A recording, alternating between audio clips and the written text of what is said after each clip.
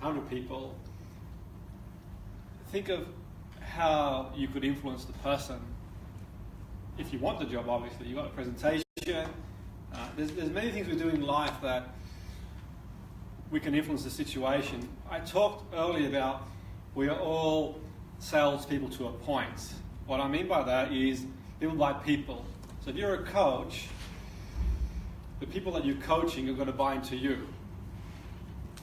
If you're a parent, then your children are buying into what you say or suggest, and however you want to influence them.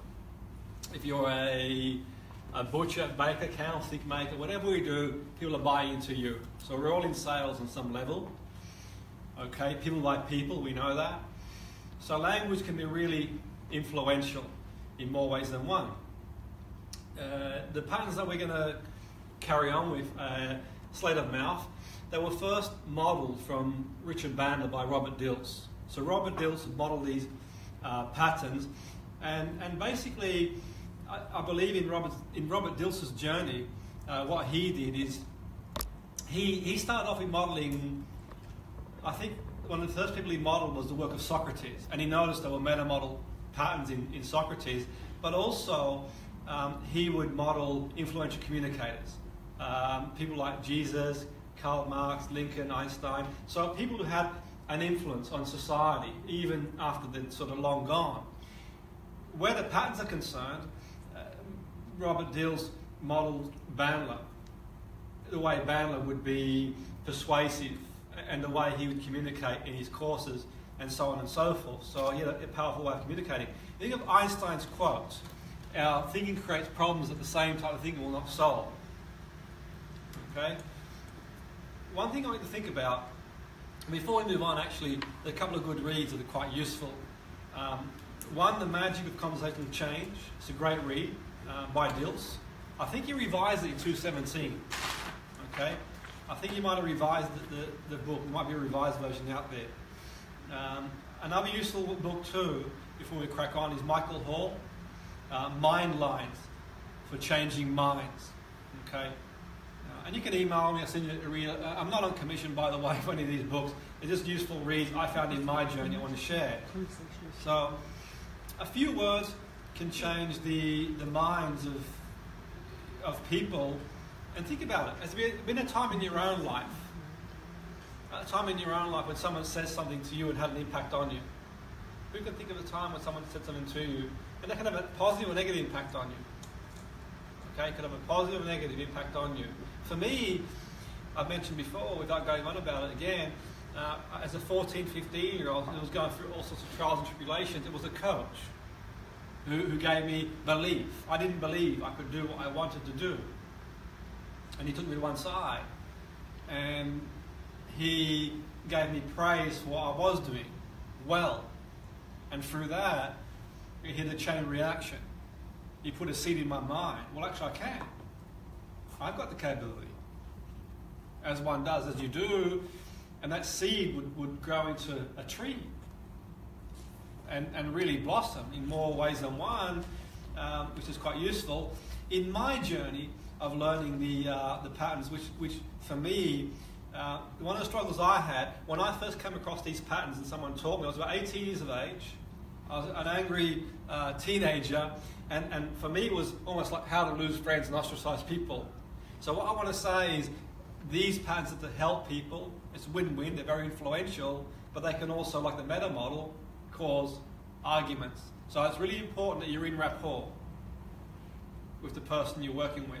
You're in deep rapport, okay? They're not a tool to debate, one would think. But if you want to debate people, then be my guest. Just don't debate me as you do. But equally, you know what? It's about win-win. So for me, in my experience as an 18-year-old learning these patterns, and the other struggle I had in learning the patterns too, by the way, was the fact that it was done in a didactic way. The person who taught me originally, it was like, okay, it was all written down, and this is this and that is that. Okay, and I struggled with them, truth be told, for a long time to get them to sink in. So I started my own journey, and in my own journey I would sort of observe people. I'm going to talk about that as we go along. But bearing in mind that originally Dilts would model and he'd recognised and formalised these patterns in 1980. So he modelled Bandler. Okay, if you haven't seen Bandler, you get a chance to watch Bandler. It's fascinating communicator. So he modelled what he did, and that's pretty much how the story begins, where the patterns are. Another useful book too I found was Doug O'Brien's book, The User's Guide to Sleight of Mouth, How to Unleash the Magic and blah blah blah. And also I purchased like an online program a few years ago to refresh my mind too, which was a pretty good investment in that sense. But I'm sharing this because on my journey they helped me, some of these things for me. But obviously for me to learn it and learn these things, it's been a long journey, and you learn and you watch, you observe, and I'll go into things. But these are some of the key things for me that I found useful, but you might find other things useful. Because I found definition examples useful, but I found practice application was more influential. Because say, for example, you give someone I could stand here and show you the kick of football. Some would debate not very good, but I can go through the technique, okay? Just like you could do a technique, how to kick a rugby ball over the post, whatever. But equally, you stand alongside me, you can do it too. But then you come back next week, you forgot what to do. If I give you the ball and say, find a way to strike the ball, and I give you the basics of the technique, you come back and you find your own way, you learn it. It's learning, isn't it, really? Which is useful. For me, it's been quite useful. To share a couple of stories, it's a little bit like, say, on the first block of the course, when we had one of the gentlemen on the course saying he was a procrastinator. When he said he was a procrastinator, I said, well, okay, you're not procrastinating. What you are doing is you're doing what you think you should be doing. You're not doing what you think you should be doing. So he said he was watching the TV programs, whatever, Netflix, and I said, okay, well, you're doing something. It's just you think you should be doing research. So you're not procrastinating, and all procrastinating is the label you're giving yourself. When in effect, all it is that you're doing what you think, you're not doing what you think you should be doing. And what you think you should be doing was research, but you're watching Netflix. Okay? And maybe you need the rest. Maybe you need to take your mind to recharge the batteries to go back and research when you're ready. And when you're ready, you'll research and think about what you want to learn. So think about how you quantify learning. What do you want to learn as an outcome? And make time to learn it. And there's time for Netflix, and there's time for learning, and there's time for learning, there's time for learning. So, okay, that in itself was using the pattern. So I'm sat one time in the tender, and I only went there because my friend was HR. A company had asked me if I could do some sales training. Okay? I went there because a close friend, not close friend of mine, someone who'd been on my course before, and we became professional acquaintances. And she backed my ability and said, can you come and deliver training at companies struggling? I don't do a great deal of sales training, but equally I went in there and she told me a little bit about the director of the company, being the way he was, and he would sort of be quite firm, and she said, be prepared, but get through that hoop because I really want you and I really believe you can help us turn things around. We're a good company, we're struggling now, someone else has taken our market share. And I turned up and true to her word, he was the sort of guy, really firm, and twisted my hand down to make a point of, being the dominant figure. And I sat down, and it's almost like an interrogation about me doing the training for the staff. And he's turning it to interrogation until eventually, cutting a long story short, he said to me, he goes, we talked about price. Now, I felt the price I was offering was quite fair. I've got a lot of experience, I have a track record. I have a sliding scale as well, which is quite fair. That works for me. I'm not implying anyone should do that, but he sort of questioned that to the extent that he told me that there was someone who'd come in earlier who said they would do it for cheaper, for not as expensive as I was quoting. And I said, okay, fine, that's okay, get them. And he went on to say, well, he came in and he had this approach and he had some great new ideas. He was young and new in the industry in that sense. And okay, I said, okay, that's fair enough. Yeah. If that's what you think is right for your company, I can't, because by the time I travel to the organisation, one, I've got to stay nearby. It was a bit of a trek from where I am. This is the experience I bring to the party. And equally, I have a lot of years' experience and I have a track record. You can go and ask people, and I've come for recommendations. So at that point I thought, you know what, okay, let's put it this way. I said, because I felt in one sense I didn't want to let my colleague down and not take the work on, but in one sense I said, do I really want to work with this person to a certain point? So I was sort of deliberating myself, and until eventually I thought, you know what, yeah, I could do with taking the work on. It was there because I sort of did my research and thought that they're a good company and everything else that goes with it. So I put it on the table. I said to him, you know what, okay, what's it going to cost you if you don't bring me in? I can't guarantee you'll achieve what you want to achieve, but what I can guarantee is the track record and my experience, and what price do you put on that? So equally, you can get the other guy who's come in and said that this is the price he'll work at, and that's fine. He could equally do as good a job as me, or maybe he won't do a job as good as me, who knows? But on the other side of the fence, if you bring me in, how do you quantify the investment you pay for me? How are you going to quantify that? You've got the recommendation, you've told her to bring me in, she knows all about my work, it's out there, and I'm not saying the other guy couldn't do what I do, but equally, the size of the investment. So what I was asking for, I felt when I did the breakdown, actually was not even much more than getting a minimum wage, really. The work I had to put into doing the job, creating the work, and people don't see as a coach, a trainer, the background you do. So it wasn't really, and the investment potentially for them to get the staff firing on all cylinders, goodness knows. So that's sort of showing you how you can reframe a situation, okay? As I'm walking out of the office, something must have resonated with him, and he muttered something under his breath, which I shan't repeat in wonderful company. It shifted his reality, okay? In the end, truth be told, I didn't take the work on anyway, albeit he was interested in getting me on board for one reason or the other, but I did work with the woman who was HR who'd moved somewhere else again and kept in touch afterwards. But that's another story for another day. Ultimately, it shows you how it can be quite useful. What I do, and you'll know, and I'll bring this into it, where we talked about Cartesian questions. Sometimes I'll ask Cartesian questions in the beginning. When I was doing the BBC Radio Manchester show at that time, and I was working, I use the example because there's probably transcripts out there with Margaret, and she didn't believe, she was a 64-year-old, she didn't believe she could lose the weight. And some people pointed out who've got experience in the industry that I fired some of these questions at her in the beginning, and I did, to loosen the boundaries. So, okay, I can't lose weight, she says. And I said, what would happen if you did? And what would happen if you didn't? Okay? I can't lose weight because I don't have the mental strength. So before I did SOM, so I had a mouth with her, working with her, I'd use these questions. Okay? And what would happen if you lost weight without mental strength? And what would happen if you remained the same weight even with mental strength? What would happen if you lost weight with mental strength? What would happen if you remained the same weight without mental strength? And so on and so forth. You get the picture. Then proceeded to SOM. Okay, so we cover this. And that was quite useful. And the reason why I did that, and the purpose of doing that, and not to know just what the answers the client gives back, is to begin to loosen the model of the world.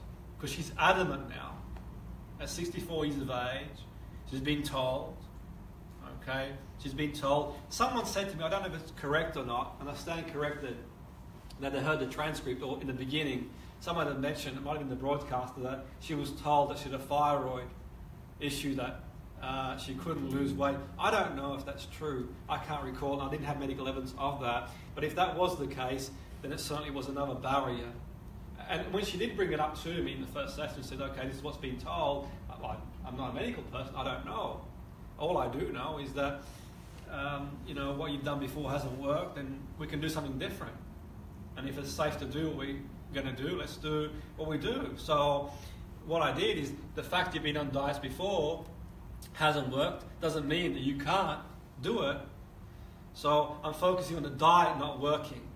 So when I talk about all the times diets don't work and why they don't work, okay, and that's what I would do with, say, a weight loss client, weight reduction. It's not about them, it's about the diet, because diets don't work. We know that, they're impractical, okay, in the sense that how practical are they? How practical is it to adopt a system that people use for a week or so? The practicality. So we're dealing with the deeper issues, if necessary, and the equation for weight loss is pretty straightforward. You know, eat more nutritional foods, exercise more, but nutrition is the key, because you could run on a treadmill for an hour and burn 200 calories, not even worth half a Mars bar.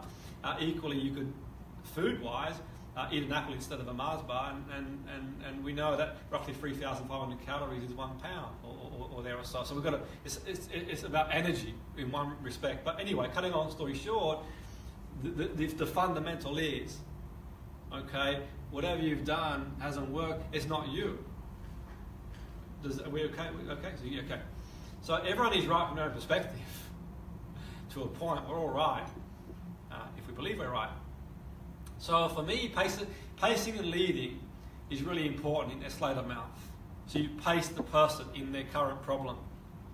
Okay, so we can hold that thought for now. So you pace them.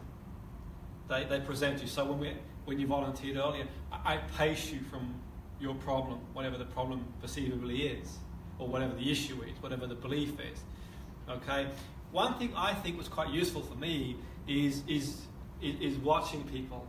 I watched closely Tony Robbins, and I've been to his seminars over a number of years, and he is the master, in my opinion, at sleight of mouth. Phenomenal. Don't take my word for it. If you don't have the time to go to one of his seminars, if you watch him and you learn the patterns, you'll see he uses a lot of the patterns and uses them very, very well. Very, very well. So for me, in my journey, in learning the patterns, I've never met Robert Dills. I've presented at conferences, and he's been at a conference where I've presented as well, and I've gone into the room in years gone by to watch him. And equally, if there's been a conference and he's been speaking, I've got information of other people who've gone to see him. I've spoken to people who've trained under him to learn. I've watched what he does. I've read his books. You know, albeit I never met him, never done a training course with him, and he developed it. I may do at some point, but from that point of view, it's quite useful. Okay, so watching Tony Robbins for me, in the way he does what he does and communicates, is powerful. So people say, why do you go watch Tony Robbins? Why do you still go? Well, one, to get a Tony Robbins fix every now and again, as you do, but also learning. We're always learning, aren't we? Okay? We're always learning. So I went to my first Robbins seminar, as probably people are well aware, when I was 18, 19, and probably every 5 years or so I go and watch, as you do. But bearing in mind that Robert Dills came up with sleight of mouth by modelling Bandler. Okay, so he formalised some of the language that he would use. So it would make a lot of sense to read some of his stuff that he's written in the area, which is quite useful. If you get a chance to see him, I'm not sure if he's presenting at the NLP conference this year. I'm away, I won't be there. But equally, I think he might be, and if you're around, it's worth seeing him. I'm not on commission, I'm not advertising anybody. I'm just saying that if you're on your journey, you're on the way. So for me, to give an example, who I was really impressed with one time was actually one of Tony Robbins' sales dudes, as you do. So the last time I went to a Tony Robbins seminar was a couple of years ago in London, and to give you an idea, I thought I'd break this down I thought I'd break the commentary down for you. So I put my name down for the business something mastery or business coaching, just to have one of those moments I thought I could do with a bit of a top up, and as you do. So I get a call off the sales dude, and he's telling me about this program, and I said to him, well, I think the program is too expensive. And he goes, how do you know? I said, this dude's good. He's good. Woo, he's getting it on. So the reality strategy. So I knew straight away, my ears pricked up. I thought, fantastic. This is going to be worth more than the education itself, as you do. as one does, as you do. And then I said, well, the cost. My response is the cost. It makes you too expensive, out of my budget. Okay? And his response is something along the lines, I wonder if you'd be saying that a few months down the line when we help you take your business to a new level. I thought, wow, man, this guy's damn good. You're doing good, dude. So that's the model of the world pattern. Okay? And I'm hanging back thinking, this is an opportunity. Talk about reframes to learn. And this is one of his sales dude. And he goes on to say, well, it could be a costly way to think in the long term. Apply the self pattern. Okay? And most of our customers said the price is expensive at first until they study the benefits we bring. That's the change frame pattern. So he's pacing and leading me now, as one does, as you do. So I can recognize them. I won't tell you what happens at the end, because it's quite fascinating. But equally, you know what? I found it quite fascinating to think, okay, you believe in your product. You can have the best product in the world. If you don't sell it in the right way, you won't get anywhere. Be the best coach in the world, best representative. And I can tell you now, the people who have got the biggest client base in coaching, charge the most money, aren't necessarily the most effective. I see some great people who don't have much work. It's just the way they pitch themselves. The reality is this has come into it for sure. And you've got to look at what's congruent to you. You've got your own guidelines. Okay, for me, interestingly enough, actually as it happens, after this conversation had ended, I get a call, because I sort of chipped in a bit, as you do. Sometimes I can't help myself. As one does, as you do. Like the other night, when someone phoned me up pretending to be Inland Revenue. Goodness me, did they pick the wrong person. I was already flapping because I was sort of hidden everywhere, as one does, travelling and delays and other things. And I had a spare half an hour, and this guy pretends to be from the Inland Revenue, and I'm like, I'm going to slay the mouth this dude. and seriously, like, I'm having this, he phones me, I'm from the Inland Revenue, blah, blah, blah. I thought, as you do, I've got a million things to do. I thought, you know what, actually, as it happens, I'm thinking the pipes had burst in my house, and there was a flood, and I had to be somewhere, and the train had been delayed, and I'm thinking, you know what, this guy, he's got me on the wrong day, as you do. So I slayed him out him, and gave him a good blast with the sleight of mouth. And at the end of it, the guy, I think he got my name wrong. He called me Wayne Kerr. So, yeah, that's all I heard was, I said, no, my name's not Wayne. And bang! I don't share that in polite company, but as you do. But there you go. If you get anyone pretending to be from the whatever revenue they are, use your sleight of mouth and give them a good blast. They may or may not call you Wayne. Wayne Kerr? Who is that bloke? Well, that's okay. Call me what you want. I've been called worse on the message boards. But the guy, the interesting, not the coach, the Robbins sales dude actually phoned me up a couple of months later. And I'm thinking, here we go. He's going to phone me up about the course. And he actually phoned me up off the record, off air. I called from America. I thought, who's this phoning from America? As you do. I thought it might have been immigration. Okay, because they've got a new president now that's got a thing for some people. I thought, I think so. Yeah, I thought I might have fit for the category, as you do. I was in San Diego, at one point. I was at the border between Mexico and America. I went to go visit the Olympic place there, and I went for a drive. I got to the border. I saw the line was so long. I thought if I crossed the border, I might not get back in again, as you do. So I'll stay put for now. But that's another story for another day. And the guy phones me up actually, and he was asking me, "Have you got any courses running?" I go, "Have I got courses running?" He goes, "Yeah." He goes, he was actually interested in booking one of my courses. I said, I don't have an island in Fiji, but I've got a little lake where I live in the northwest of England. But it's not mine. I don't own it, but you can come for a walk around if you want to. I walk around the lake quite often. I tend to talk to myself. I slate them up myself with the phone, as you do. I pretend I'm on the phone. But not really. I met a model myself. But the irony wasn't, it's a big shift, isn't it? He's trying to sell me all sorts of things, and in the end, he's going to buy from me, as you do. But that's another story for another day. But I watch people, and you know, I study people, and for me, the learning journey is studying people. And really, if you get a chance to, I think again, you know, watch Bandler's work. Okay, I've been to Bandler seminars, and the last time I went to Bandler seminars, I had people who I trained, and they're like, "Well, what are you doing here? Why are you there?" type thing, like I'm not allowed to be there, so on and so forth. But I sit and I just watch, and I listen and take note of what they do, not just for these patterns, but for other things as well. So I think for me, the learning always continues. And I think for me, it's sort of going through as you do, you tune in, yeah.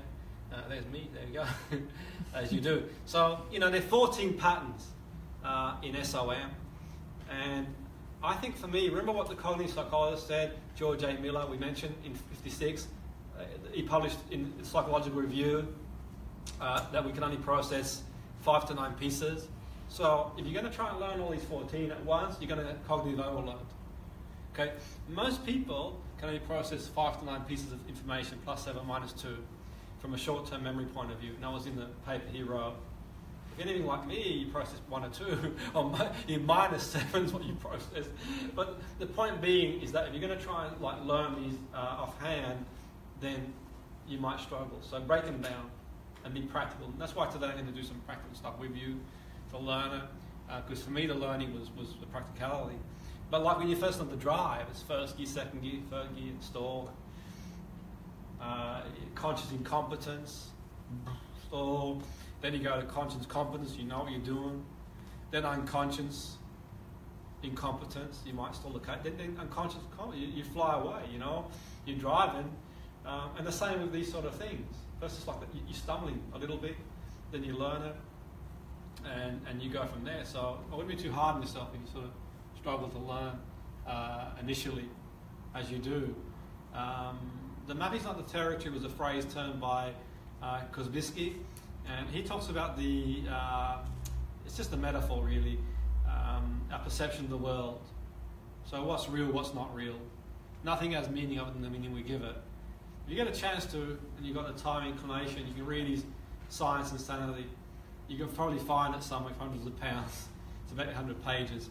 But if you've got the energy and inclination to read that, you can do. But that goes into the detail. But he was obviously influential from NLP point of view. The map is not the territory. So the map isn't the territory. We've got our own map, our own unique reality. We all see our world in our own way. So what's real, what's not real. So you can sort of change someone's map. Okay. So you think of the famous quote, George S. Patton, we're not retreating, we're back in a different direction. Okay, it depends on how you look at things. So reframing is a technique in NLP. You can put a different meaning around events. A reappraisal, thoughts are not facts. Okay. Before we go into reframing, I want to sort of touch on British psychiatrist and cybernetics, the law of requisite variety. Who's heard of the law? Okay, you've heard it before. Okay, so think about it for one moment. Derived from biology. So he says that the law requisite variety, only variety can solve variety. Which means really if you're dealing with a complex issue, a high variety challenge, the only way to solve it is to bring at least equal variety to the better challenge, equal or more. The element in the system with the most flexibility is going to be able to exert the most influence over that system. So the more flexibility you've got, emotionally, cognitively, whichever way you want to look at it, the more chance you've got to influence the outcome, the more range you've got. Okay? So requisite means required or indispensable. So he came up with the law by studying organisms and how they adapt to the environment. And then thereafter aspects of Claude Shannon in information theorem and systems in general. From there, you could relate in a business point of view and other contexts where, okay, the person with most flexibility will be most dominant. Okay, the person with the most flexibility. And we know in sport, the widest range of skills, tactics, plan A, plan B, plan C. If you go with plan A, it might work really well, but if you've got a plan B, plan C, plan D, better chance. In business, plan A, plan C, plan D, prepare for eventualities. Okay? there's many options, and the more options you've got, the better chance you've got of solving the issue. So think of diversity of problems in life in general. You know, what are some of the problems that we've got in life? What are some of the life problems that we have, do you think? You know, illness and work problems and all these things happen to us. So you need a repertoire of responses to solve issues in life, just life in general. So, you know, building your repertoire. So that's what that is, okay? A reframe, which is obviously important in say the mouth, is something to change its meaning by putting a different setting or context. So, okay, if you think content reframe, think these questions here. It's also called the meaning reframe. So think these questions. What else could this mean? In what way could it be positive, resourceful? So you change the focus. So you're stuck in a traffic jam. Okay, you're frustrated. But what else could it be if you're stuck in a traffic jam? Listen to another chapter of your book. Yeah, you could do, precisely. Not the hypnosis audios, because I do say don't listen to these if you're driving. Don't listen to the audios if you're driving, operating machinery. But you're right, it could be. But equally, I think to be fair, when this is concerned, the abstraction is key. Because if you've got to go for a job interview and you need the job to pay the bills, to feed the family, you're hardly going to think, oh great, wonderful, I can listen to that song now. You know, so really there, the meaning might be okay. It could be that there's another job around the corner for me as you do. So that's really important to sort of think about that, leverage it. Because I don't think if you've got a big interview coming up and you can't make it, or maybe you've got your wedding and you get stuck, but then again it could be a good thing. Precisely. Listen to the stars. Precisely. The stars are telling me exactly. So, you know, but for the most part, you know, I think the questions you could ask yourself is what, because it helps with that rumination to get over that thought process. That stuckness we get stuck in, unresourcefulness. So the content. And context is where would the behaviour be effective? So someone says you've got a loud voice, and you could say, okay, it might be useful presenting. Okay, you know, you quietly spoken. Well, okay, that might be useful when I'm communicating in therapy. So, you know, it's about the context, the behaviour, the context. You change it. It's changing the context, and that includes past, future, place, location. Okay. So context, in what situations is the behaviour valuable? Okay. So someone told me this footballer was too aggressive, and I said, well, okay, we don't really want to take the aggression out of him, because it shows he cares, it's passion. But we want to just tailor it so he doesn't get sent off anymore. So it was useful in certain situations, the context. If you're losing, you know, 2-0 with 10 to go, you want someone to step up. You wanted that. You wanted someone to fly in for challenge and, you know, I don't say polite company again, but you want someone to fly in for challenge and run their position a little bit. Okay, so it's useful. You don't want to take that away. Or someone to gamble with a long pass or have a strike. Okay, so it's useful in that context. Okay, so reframing is a context, is the NLP presupp that every behaviour is useful in some situation. NLP presupposition. Okay, so I mentioned before, in my experience, when football manager phones me up at midnight, big cup game against a premiership team, we're like a smaller team in League 2, he goes, I can't believe it, Jim. What a disaster. What a nightmare. You know, players got flu, players got injury.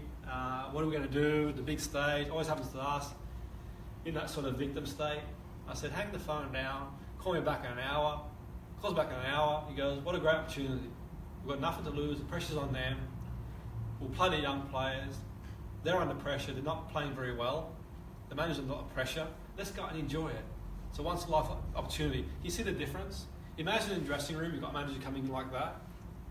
First scenario, second scenario. The manager's sort of going in thinking, oh no. Or going in, come on, let's do it, lads. Let's have a go. So that's just a reframe. But when you make a sense of language, so for example, we touch on language now. So a word table, for example, is just an object that you've stored. Over time, enough repetition, you associate one and recognise the other with sounds. Okay, so we're going to briefly go into, we covered some refresher here, deep structure, surface structure. What we say, what we mean. Okay? The meta model is useful. I mentioned earlier, the categories help us get an idea, help identify when people go and they're going to integrate beliefs. So we've sort of gone over the meta model patterns yesterday and early this morning as a bit of a refresher to get an insight, because that will indicate beliefs. Okay, when you're getting close to belief, and they might indicate where in the belief you might focus on. Where do we focus on in the belief? And where do we, and we take the outcome in consideration, obviously, as well. So it's another form of chunking down, for example, on cause and effect. Okay, so I mentioned about the meta model, practicing it. You want to get rapport, and what I would do to practice the meta model and really master it is just ask people who specifically, how specifically, what specifically, and I would ask 3 or 4 questions, get their map, and I would do that in different countries, cultures, and that was really, really useful in my learning journey. It's not the only way to learn. It's a really useful way to get in the habit of the map of the world. The meta model, very briefly, you're aware that Van Grinder and Petruzzi modelled 72-75. They modelled Fritz Perls' satire, and eventually I would model Erickson as well, but John Grinder and Bandler would code the model. They also modelled Noam Chomsky as well. So to refresh your own memory in the meta model, it's worth reading the 75, The Structure of Magic. A really, really good book to read. In Michael Hall's book in 97, it's quite useful because you get a sort of revised version to a point. But equally, think about Noam Chomsky, transformational grammar. Albeit transformational grammar, Chomsky's changed over the years, and it is debatable on some levels. It's useful for this context, okay? And probably one of those concepts proposed by Chomsky was surface deep structure concept, okay? So this, what I mentioned before, that Michael Hall's work, that 25-year update, so to speak, is quite useful. Communication magic, okay? But we sort of crack on. So, okay, let's think cause-effect for a moment. Statements that are typically causal. You can tune in to potential belief relationships, how 2 things are linked together in a causal relationship, cause-effect. Okay, so as soon as you hear the word because, okay, that indicates you're about to hear a belief. Okay, in the work I did with our fantastic volunteer yesterday, he said because. You're about to hear a belief. Okay, if this, then then. Okay, if this, then then. If I study hard and research and learn these things, means I can help people. Okay, you sort of cast that mind back to then. The meta model, A causes B, cause effect. A causes B. The complex equivalent is A equals B, A means B. That's the distinction. Okay? If this, then then. If cause, study hard, the effect, learn these things, and we establish what was needed to be learnt. The meaning was, I can help these people. We've got these issues. If we sort of cast our mind back to that. Okay? Then the meaning, the complex equivalent. Okay, so all components are part of the structure. They all travel together, which we'll go into more detail as we go along. Okay, have you decided what you need to research? Okay, yeah. We'd bring you into the equation, then ghosting into the room. Precisely. Okay, so the cause effect, the cause is outside the self, as a general rule. You make me angry. We know no one can make you angry, only other than the interpretation you give it. But we also know, we're not naive to know, that someone can fire your limbic system and you can get riled up. But you also know you can control impulse action. Okay? So the question could be, how does what I'm doing cause you to choose to feel angry? Okay? How specifically, you can do a counterexample and recover choice. So from a meta model point of view, that's the question we can ask, and we're working on this morning. So the example is, so A causes B, even though there's no evidence to support the belief. Cause effect, outside self, it could be appraisal. The appraisal of the situation. The word makes, because, if, then. Okay? How does what they do? So for example, I mentioned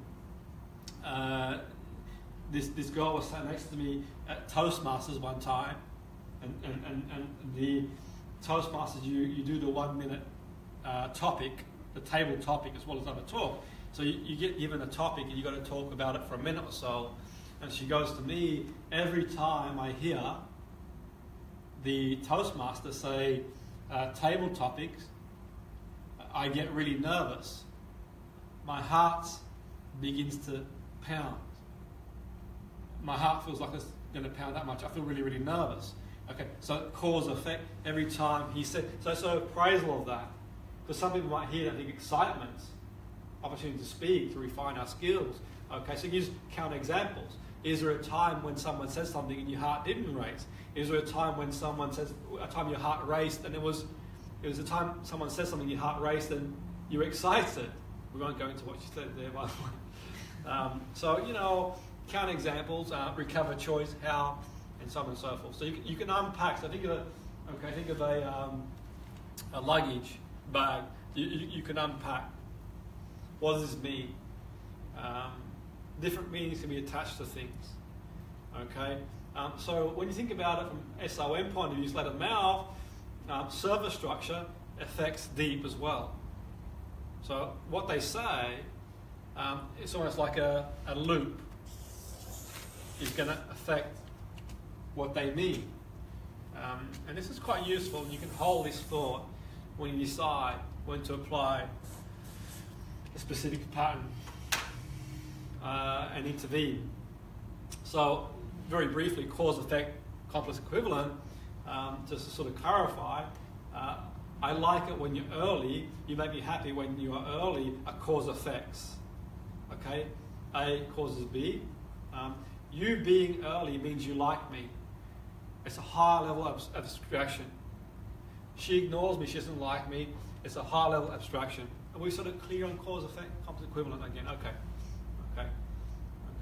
You didn't buy me flowers. You don't love me. Okay. So the response might be, how does me not buying you flowers mean I don't love you? And the answer could be whatever the answer is. We won't go there. Okay, and that might be I believe. And the meta model really, to sort of clarify, is to recover lost information, gather information, clarify meaning, identify limits, and give choices. Okay, we know the meta model has 3 categories: distortion, deletion, generalization. 12 patterns or 13, depends on how you count them. Okay, so we delete information, we distort it, we generalize. We see deletion, the tennis player talking about the serve, they focus on the ball, they don't see anyone in the crowd. Or you might delete your strengths. Someone says that you're good at something and it goes in one ear out the other ear. You might delete things that serve you, you might delete things that don't serve you. Okay, we can generalize because we're not relearning stuff every day. So generalization is useful to a point. You're not relearning things every day. If you didn't generalize, you have to learn to make a cup of tea, drive every day, all the things you do. So it's useful, but it can also be a hindrance too, depending on what you're generalizing, stereotyping. Distortion could be a problem in sport. You make the opposition better than what they are. An interview presentation, you see the people big and overwhelming. So I don't really have time to go back into detail here, but that sort of gives you an idea. But think for a moment when we talk surface structure, deep structure. Okay, describe an experience. Okay, how would you describe driving to the course this morning? If you went to a restaurant, how would you describe it? A book you read. See, at deep level, see, hear, feel, taste, smell. If you described eating in a restaurant, you might say, well, I had a good time, I enjoyed the music, I enjoyed the food. You give me so much. If you told me the entirety of the experience, it could take as long as the experience. So, and that's not an issue, but where could it be an issue, do you think? Where could a surface structure be? So in the voluntary earlier, so a surface structure is one thing, but it meant something completely different. So from the point someone gives you they come with a problem, whatever the problem might be, if you focus on the surface structure, you miss what's going on at a deeper level. Albeit when you're doing sleight of mouth, you are going to get surface structure. But think that there is that link with deep structure as well. But we will sort of go into this in more detail as we go along, but think, okay, surface structure, deep structure. It would take you an hour to explain, going for a walk to the shop if you went into every detail. You didn't delete, generalize, distort. You tell me every blade of grass you walked over, you tell me every ingredient. Okay, so I'm going to the shop. Okay? And think about a belief that you have for a moment before we sort of carry on. A belief you've got. Okay, think about a belief you've got, a positive one or a negative one. And you don't have to answer the question straight away, but we can sort of frame it now. How do you know that that is the case? And what makes it that way? Okay? We can start to think about establishing the relationship of that belief. Okay. So we know deep structure and surface structure is a number of different processes called transformations. The event is represented by sensory coding of the experience, the fullest linguistic of the event. So you've been to the restaurant, you're only going to say, and two people can describe the restaurant experience in a different way. If 100 people eat in a restaurant, do you think they'll all explain the same? They'll all have a different perception of that experience. So all we say is not getting the big pictures, a lot of missing information. So meta-model questions, and the way you would use the meta-model questions we mentioned earlier, I'm wondering, softness, that's interesting, I'm curious. So you could use them before the questions to go to a deeper level. I'm curious to know, I'm wondering where you got that from, who says, okay? And think about it for a moment. We talked about, I touched on the ABC model yesterday, our thoughts. So it's not the events, it's our appraisal of the events. Our appraisal of the event that has an impact on our thoughts. There's nothing has meaning of the meaning we give it. So it's the events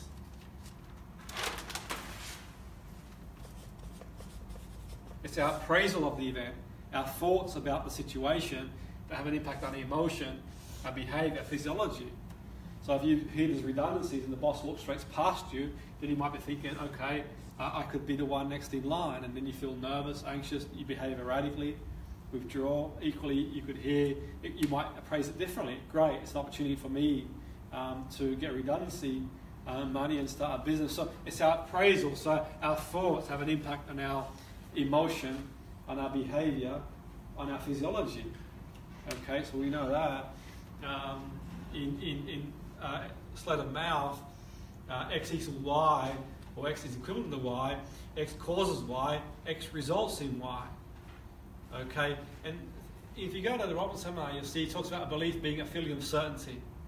So people are certain that's the case. Okay, they're certain about their belief, even if the belief is not working for them anymore. They might hold that belief, and they might hold the belief about themselves, about the future, about categories, okay, about the world. So a belief is a belief. They might have beliefs about beliefs, okay? And if you eat greens, you'll grow up to be strong. If I research and study, I will learn new things. I can help people. Cause, effect, meaning.